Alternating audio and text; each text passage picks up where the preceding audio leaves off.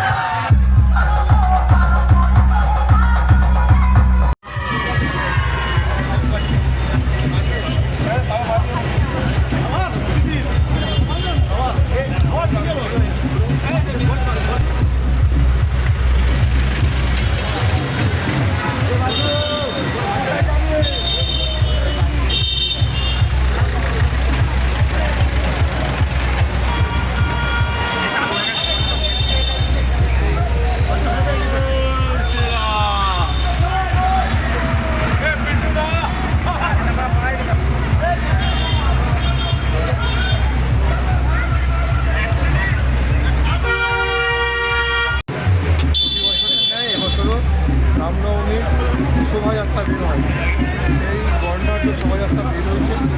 সেই বর্ণাঢ্য শোভাযাত্রায় হাজার হাজার সনাতনী মানুষ পা মিলিয়ে শোভাযাত্রা যত সামনের দিকে আগাচ্ছে তত মানুষের ভিড় বাড়ছে। এর থেকে পরিষ্কারভাবে যে রামলালা প্রতিষ্ঠা হওয়ার পর ভারতবর্ষের মানুষের মনে পুরুষোত্তম রাম সম্বন্ধে যে একটা সত্য কিছু বিষয় লুকিয়েছিল সেটা আস্তে আস্তে করে বাইরে হচ্ছে এবং সামনে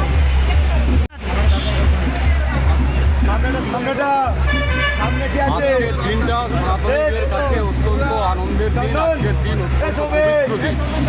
আজকের এই পবিত্র দিনে সনাতনীরা শুধু ভারতবর্ষে নয়, সারা পৃথিবী জুড়ে ভগবান শ্রী শ্রী রামচন্দ্রের পূজা অর্চনা এবং শোভাযাত্রা বের করেছেন, বের করছেন, চলছে এবং আগামী দিনেও চলবে। ভগবান শ্রী শ্রী রামচন্দ্রের জীবন এবং আদর্শ তা সনাতনীদের পথে হোক